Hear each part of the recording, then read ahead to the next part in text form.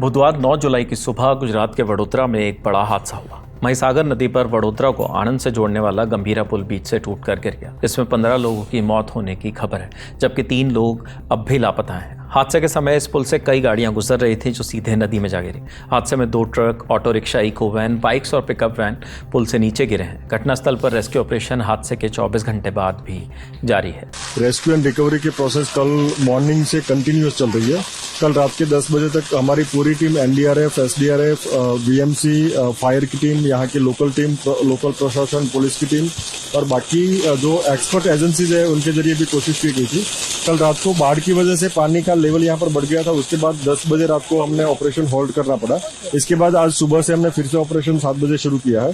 सुबह से हमारी पूरी टीम यहाँ पर तैनात है और एनडीआरएफ की और एसडीआरएफ की टीम पूरे एरिया का सर्च कर रहे हैं। यहाँ से आगे डाउनस्ट्रीम एरिया में 4 किलोमीटर एरिया का भी हम सर्च कर रहे हैं। आज मॉर्निंग में भी हमने 3 डेड बॉडीज रिकवर की है, तो अभी तक जो डेथ का टोल है अभी तक 15 हुआ है।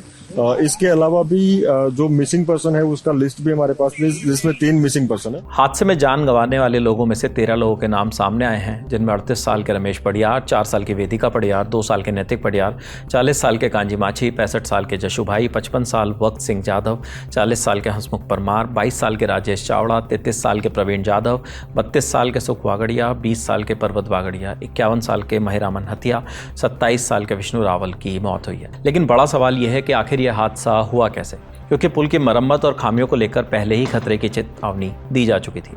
दरअसल साल 2022 में मोरबी ब्रिज हादसे के बाद 1 नवंबर 2022 को वडोदरा के जिला पंचायत सदस्य हर्षद सिंह परमार ने जिला कलेक्टर और रोड्स एंड बिल्डिंग डिपार्टमेंट को खत लिखकर बताया था कि गंभीरा ब्रिज में वाइब्रेशन बढ़ गया है, पिलर कमजोर हो गए हैं और जल्द ही इसकी स्टेबिलिटी की जांच कराई जानी चाहिए। रिपोर्ट्स के मुताबिक उस समय कलेक्टर ऑफिस ने जांच के आदेश भी दिए थे, लेकिन उसके बाद आगे की कार्रवाई नहीं हुई। आज तक की रिपोर्ट के मुताबिक अभी 15 दिन पहले कुछ स्थानीय लोगों की शिकायत पर पुलिस इंस्पेक्टर विजय चरण ने एकलबारा और मुसपुर के सरपंच और अन्य स्थानीय लोगों के साथ पुल का दौरा किया था और स्थिति का जायजा लिया था, लेकिन फिर भी हादसे की सुबह तक पुल सुचारू रूप से चालू रहा। गुजरात में पुल टूटने का सिलसिला कोई नया नहीं है। 30 अक्टूबर 2022 को मोरबी जिले में मच्छू नदी पर बना एक केबल ब्रिज टूट जाने से 135 से 140 लोगों की मौत हो गई थी। उस समय भी प्रशासन की तरफ से भरोसा जताया गया था कि इस हादसे से सीख लेकर यह कोशिश की जाएगी कि भविष्य में ऐसे हादसे ना हो।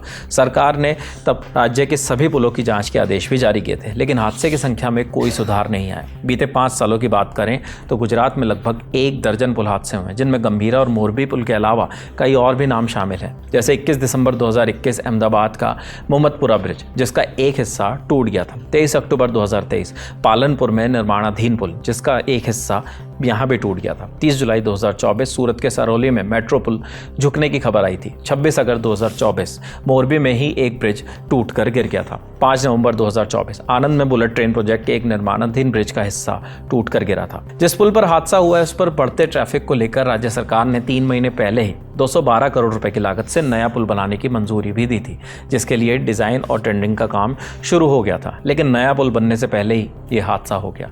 खैर, इस दुखद हादसे पर केंद्र और गुजरात सरकार ने दुख जताते हुए मुआवजे की घोषणा कर दी है। प्रधानमंत्री की ओर से मृतकों के परिजनों को 2 लाख रुपए और घायलों को 50,000 रुपए, वहीं राज्य सरकार की ओर से मृतकों के परिवारों को 4 लाख, वहीं घायलों को 50,000 रुपए देने का ऐलान कर दिया गया है। हर बार ऐसे हादसे होते हैं और कई लोग अपनी जान गंवाते हैं, लेकिन साल दर साल हो रहे ऐसे हादसे तो यही बताते हैं कि प्रशासन इससे शायद ही कोई सीख ले रहा है। फिलहाल इस खबर में इतना ही। स्टोरी के लिए तमाम जानकारी जो है वो जुटाई हमारे साथी शुभम ने। आगे जो भी नए अपडेट्स आएंगे हम आप तक वो भी पहुंचाएंगे। देखते रहिए द ललन टॉप। शुक्रिया।